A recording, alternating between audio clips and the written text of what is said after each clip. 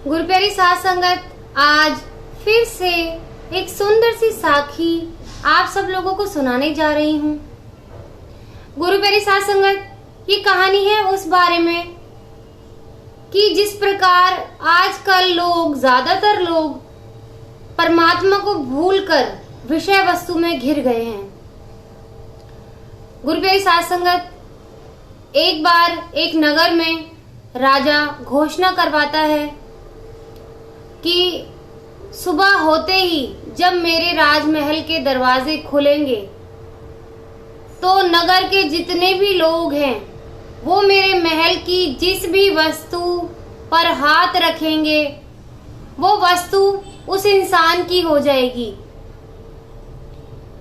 अगर कोई इंसान किसी इंसान पर भी हाथ रखना चाहता है, उसे अपना बनाना चाहता है, तो वो इंसान भी उसका अपना हो जाएगा।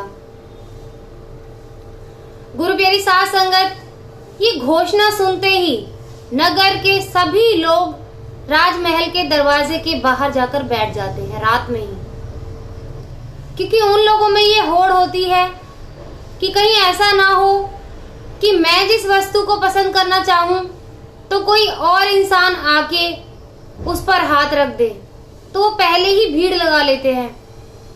लोगों में चर्चा चल रही होती है।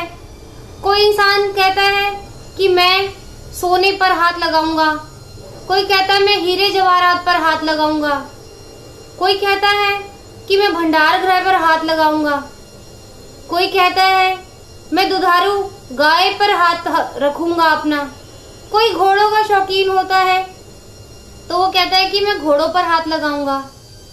और कुछ लोगों के दिमाग में आता है कि राजकुमारी बहुत ही सुंदर है तो मैं उनसे विवाह करूंगा और मैं उन पर हाथ रख दूंगा। गुरुप्यारी साध संगत, कोई कहता है कि मैं राजा के जो रथ हैं वो बड़े ही सुंदर हैं, उन पर जाकर हाथ रख दूंगा। अब यूं ही लोगों में होड़ लगी हुई होती है। कुछ लोग परेशान होते हैं कि कहीं ऐसा ना हो मेरी मनपसंद वस्तु पर कोई और हाथ रख दे, राजकुमारी से कहीं और कोई विवाह न कर ले। तो लोगों के मन में बड़ा ही द्वंद चल रहा होता है। जैसे ही सुबह दरवाजे खुलते हैं लोगों में भगदड़ मच जाती है। लोग इधर से उधर भाग रहे होते हैं अपनी मनपसंद वस्तु को पाने के लिए, उस पर हाथ रखने के लिए। राजा बैठे बैठे ये तमाशा देख रहे होते हैं। तभी भीड़ में से एक छोटी सी बच्ची निकल के आती है धीरे धीरे चलकर।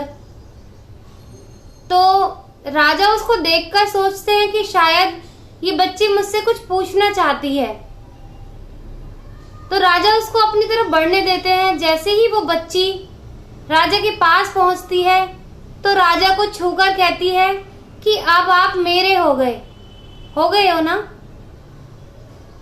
तो राजा मुस्कुरा पड़ते हैं और उस बच्ची की बुद्धिमानी पर बड़ा ही आश्चर्य होता है उनको कि लोग कितने बेवकूफ हैं। उनको मैंने मौका दिया था पाने का हर चीज को, वो चाहते तो मुझ पर हाथ रख सकते थे लेकिन वो बनावटी वस्तुओं में लग गए।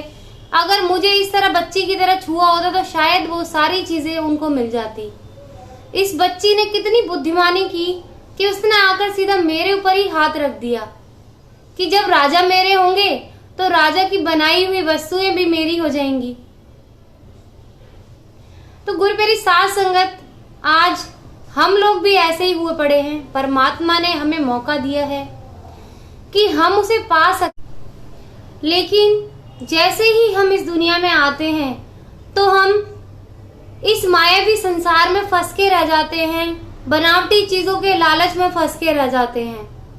अगर एक बार भी हम मन से कोशिश करें कि जिस परमात्मा ने इस पूरे संसार को बनाया है हम उसको पाने की अगर हम अपने अंदर लालसा दिखाएं, उसको पाने की अगर हम मेहनत करें तो उसकी बनाई हुई हर एक चीज हमारी हो जाएगी। हम क्यों बनावटी चीजों की तरफ भागते हैं। गुरुप्यारी साध संगत, जिस प्रकार माँ बच्चे को अपनी गोदी में उठाए रखती है और उसको उतारती नहीं है, और जब बच्चा खुद ही खेल खिलौनों के लिए जिद करता है और खेल खिलौनों में उलझ जाता है तो माँ भी उसको खेल खिलौनों में उलझाकर अपने काम में व्यस्त हो जाती है। उसी प्रकार परमात्मा ने हमें अपनी गोद में उठाया हुआ है। लेकिन जब हम खुद इस बनावटी चीजों में उलझ कर रह जाते हैं तो वो भी हमें इसमें उलझा कर अपने काम में लग जाते हैं। तो गुरु प्यारी साध संगत, उस परमात्मा को पाने की कोशिश करें। जिस तरह उस बच्ची ने राजा को हाथ लगाया, परमात्मा को हाथ लगाएं, बनावटी चीजों को नहीं।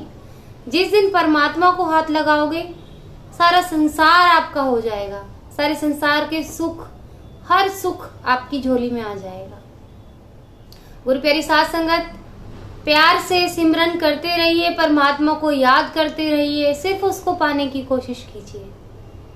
सारी चीजें अपने आप अच्छी अच्छी होती जाएंगी जिंदगी।